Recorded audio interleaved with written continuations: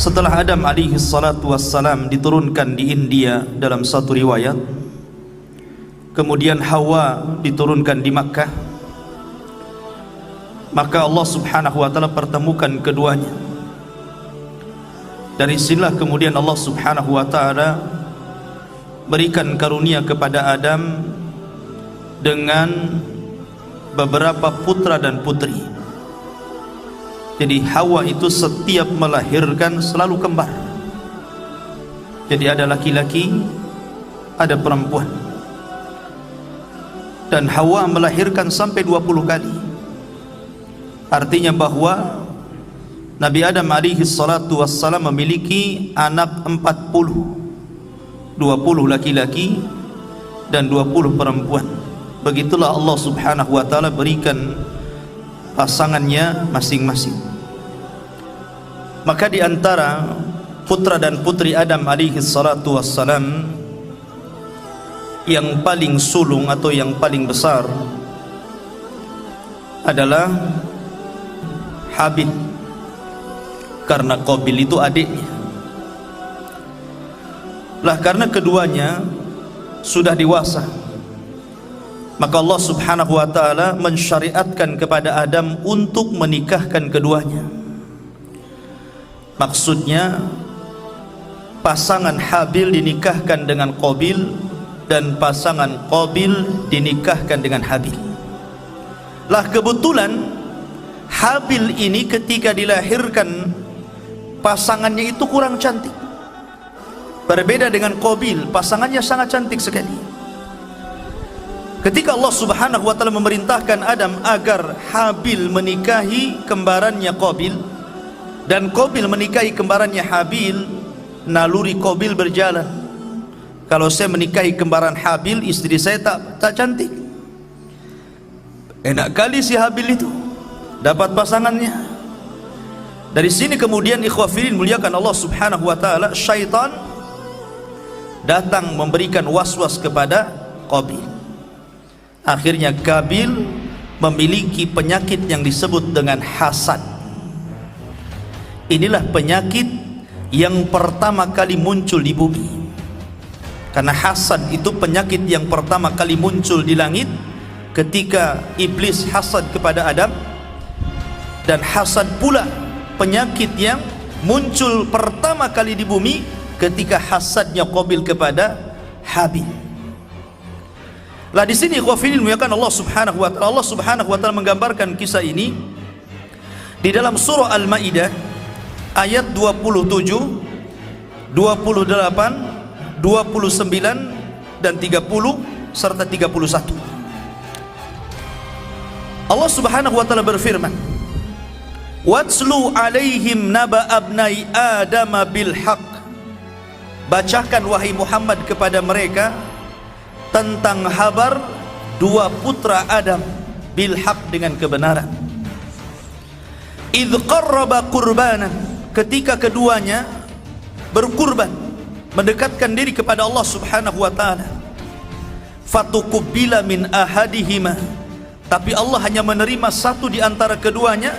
Walam yutaqabbal minal akhar, dan Allah tidak menerima kurban yang lainnya. Qala, berkata salah satunya, la aqtulannaka, saya akan bunuh engkau. Qala, maka orang yang dibunuh itu mengatakan, yang akan dibunuh itu mengatakan, innama yataqabbalullahu minal muttaqin, sesungguhnya Allah hanya menerima kurbannya dari hamba-hambanya yang bertakwa. Kisahnya begini ikhwan. Jadi ketika Nabi Adam alaihi salatu wassalam memerintahkan putranya ini menikah, Qabil ini menolak, tidak mau. Enak saja saya menikahi wanita yang kurang cantik, saya mau tetap dengan kembaran saya. Adam ini bukan bapak diktator, bukan bapak yang artinya memaksakan anak-anaknya, tidak. Dia tetap berusaha supaya Qabil ini mau menerima perintah Allah. Dari situlah kemudian Adam alaihi salatu wassalam berdoa, maka turunlah syariat untuk kurban. Ketika ada putusan untuk berkurban, Maka Habil kemudian berkurban dengan hartanya karena dia seorang peternak, maka dia kurbankan kambing terbaiknya. Lah Kabil ini bukan peternak tapi petani. Karena memang dari awal dia sudah hasad kepada Qabil, kemudian dia melihat pandangan berbeda kepada ayahnya, seolah-olah ayahnya berpihak kepada Habil. Dari situlah kemudian Qabil pun seolah-olah tidak terima dengan perintah Allah. Makanya kemudian dia asal-asalan mengambil buah-buahan yang jelek gitu kan, yang kalaupun diberikan kepada binatang tidak mau makan bahasanya. Tapi karena itulah Qabil marah gitu kan, dia bawa sekeranjang buah-buahan yang buruk dinaikkan ke atas gunung. Di sini Allah Subhanahu wa taala berfirman dalam Al-Qur'an ini, "Idz qarraba qurbanan fatuqbila min ahadihima." Maka Allah hanya terima satu saja dari keduanya, walam yutaqabbal minal akhar. Allah kirimkan api dan hanya melahap kambingnya si Habil saja. Maka ketika Qabil melihat bahwa kurban dia ditolak, marah dia. Kemudian dia mengatakan, la aqtulanna, kubunuh kamu, kubunuh kamu. Maka kemudian Habil hanya mengatakan, qala innama yataqabbalullahu minal muttaqin. Dia nasihatkan kepada adiknya, sesungguhnya Allah itu hanya menerima dari hamba-hambanya yang bertakwa. Dari sini ikhwafidin dimuliakan Allah Subhanahu wa taala, Allah ajarkan kepada kita semua dari kisah Habil dan Qabil ini, bagaimana Habil memberikan bantahan kepada saudaranya yang hendak membunuhnya. Dan ini akhlak bagi kita ikhwan. Apa kata Habil ketika dia tahu diancam akan dibunuh? Sebenarnya disebutkan dalam tarikh, Habil ini orangnya besar, ya, kekar, lebih kuat dibandingkan adiknya Qabil. Kalaupun keduanya bergulat, pasti kalah adiknya itu. Lah apa yang diajarkan Habil kepada kita? Allah mengatakan, la imbasatta yadaya, la imbasatta ilayya yadaka litaktulani ma ana bibasiti yadiya ilayka liaktulak. Jika engkau arahkan tanganmu untuk membunuh diriku, maka tanganku tidak akan aku ulurkan untuk membunuh dirimu. Inni akhafullah, karena saya takut kepada Allah Rabbal Alamin, Rabb yang menguasai alam semesta ini. Disebutkan oleh Al-Imam Ibnu Katsir rahimahullahu ta'ala dalam Bidayah wa Nihayah. Beliau mengatakan, ketika suatu waktu Habil ini telat pulang. Ketika itu Adam alaihi salatu wassalam memerintahkan Qabil untuk mencari Habil. Dicarinya Qabil ini, Habil ini oleh Qabil. Rupanya setelah dia mencarinya itu, dia melihat abangnya sedang tertidur. Maka dia ambil batu, kemudian batu besar dibenturkan di kepalanya. Meninggallah Habil ini. Lah ketika meninggal ikhwafidil muliakan Allah Subhanahu wa ta'ala, Qabil pulang seolah-olah tidak bersalah dia. Ketika itu lama Adam kehilangan Habil. Akhirnya Qabil itu mulai diliputi rasa takut dan menyesal. Kemudian dia pun pergi meninggalkan Adam alaihi salatu wassalam. Dia ambil lagi jasad Habil, kemudian dia bawa ke sana kemari. Ada yang mengatakan dalam sebuah riwayat sampai bertahun-tahun. Artinya Allah Subhanahu wa ta'ala rawat jasad Habil, tidak musnah di makan tanah itu kan. Bertahun-tahun bingung dia harus diapakan jasad ini. Sampai pada suatu waktu akhirnya kemudian Allah Subhanahu wa ta'ala mengutus ghuraban, faba'atsallahu ghuraban. Maka Allah Subhanahu wa ta'ala kirimkan burung ghurab, burung gagak. Ketika itu gagak ini sedang ngorek-ngorek tanah dengan kakinya. Dari situlah kemudian terinspirasi si Qabil ini untuk menguburkan Habil. Dari situlah kemudian Qabil menguburkan Habil, dan belakangan Adam tahu.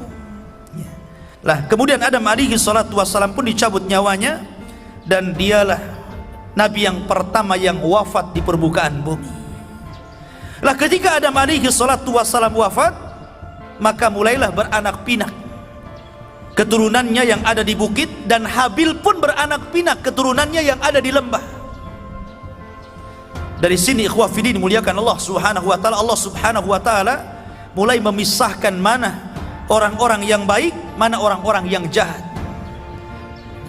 Sampailah kemudian Allah Subhanahu wa taala mengutus Nabi Allah Syith. Nabi Allah Syith ini ikhwan masih putra Adam, karena dia dalam bahasa Arab itu hibatullah. Allah hadiahkan kepada Adam pengganti Habil ini seorang nabi namanya Syith. Dan Allah memberikan 50 lembar sahifah kepada Syith. Makanya ada hadis yang mengatakan Allah menurunkan kitab dari langit itu sebanyak 104 kitab. Yang 4 ma'ruf, Taurat, Zabur, Injil, Taurat, Zabur, Injil dan Al-Quran, itu yang 4. Yang 100 itu disebut suhuf namanya. Yang 50 suhuf lembaran diberikan kepada Syith. Kemudian yang 30 diberikan kepada Idris. Kemudian yang 10 diberikan kepada Ibrahim, dan yang 10-nya lagi diberikan kepada Musa selain Taurat. Makanya Allah mengatakan wa inna hadza la fi suhufil ula. Dan dalam Al-Qur'an itu terdapat suhuf yang pertama, suhufnya Syith, suhufnya Idris, suhufnya Ibrahim, dan suhufnya Musa. Makanya Allah mengatakan inna hadza la fi suhufil ula suhufi Ibrahim. Allah berikan 10 suhuf wa Musa, dan suhufnya Nabi Musa yang 10 selain Taurat. Ya. Lah Syith ini diutus oleh Allah Subhanahu wa taala sebagai pengganti Adam. Mulailah dia berdakwah dan berdakwah sampai ketika Qabil meninggal dunia. Ketika Qabil meninggal dunia, syaitan ini tidak membiarkan jasadnya begitu saja. Tapi syaitan menjadikan momentum meninggalnya Qabil ini menciptakan sebuah kemaksiatan baru. Ya.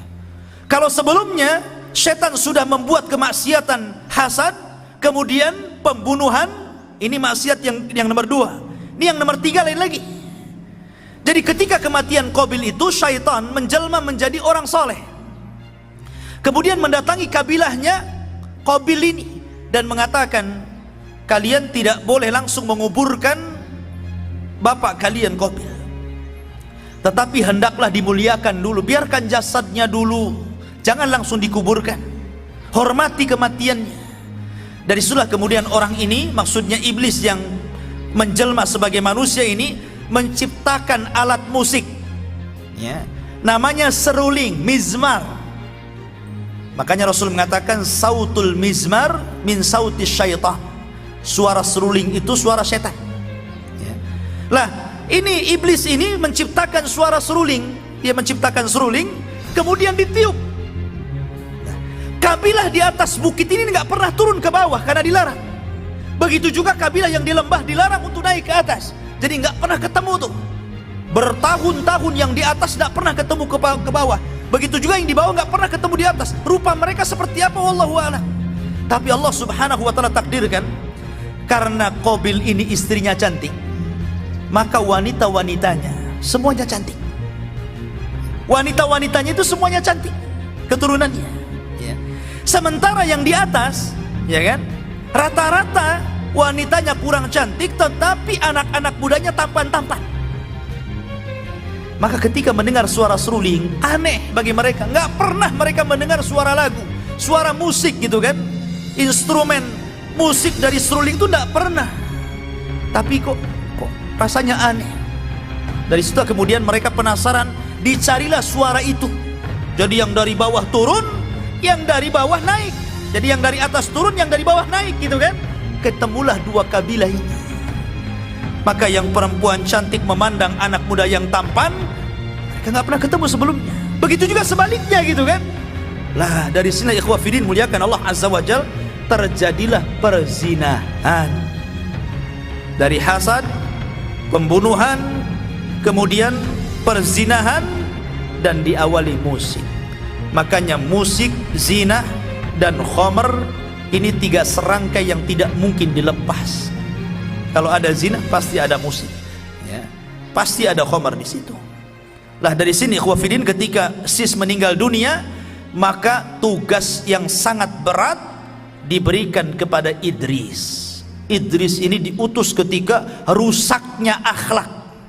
Memang tidak ada kesyirikan di zaman itu, belum ada orang yang kafir, belum ada orang yang musyrik, karena kesyirikan itu terjadi pertama kali di zaman Nabi Nuh, dan itu setelah 10 kurun, ya. 1 kurun itu 100 tahun, berarti setelah 1000 tahun dari wafatnya Adam sampai diutusnya Nuh baru terjadi kesyirikan. Tapi di zaman Nabi Idris ini akhlak 2 kabilah itu sudah rusak, ya, sudah rusak sekali.